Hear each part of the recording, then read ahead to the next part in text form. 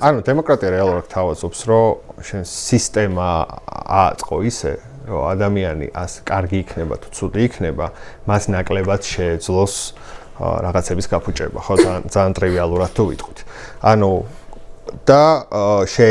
შეგვეძლოს რაღაც პერიოდულობით ეს მომოწმოთ და ეს შემოწმების მექანიზმები იყოს მთელი არსი, მათ შორის ამ გადათამაშების ახალებული შინაარსის შეძენის დემოკრატიისთვის იყო ეს, რასაც მე ლიბერალური დემოკრატია დაერქვა, ხო? როგორც რაღაც აკადემიური ტერმინი.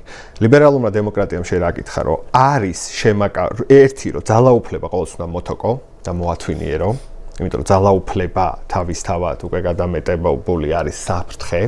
ანუ არავინ არ უნდა მათ შორის არც კეთილი, არც ცუდი, არც კარგი ადამიანი თუ ადამიანთა ჯგუფი არ უნდა მიუშვა ისე, რომ მათ გადაამეტონ ძალაუფლება. რაღაც ჩარჩოები უნდა მოუხაზო, უნდა უთხარო ეს არის დროებით, უნდა უთხარო შენ ამის შესასრულებლად ხარ აქ და გარკვეული დროის შემდეგ მე გადავამოწმებ ამას.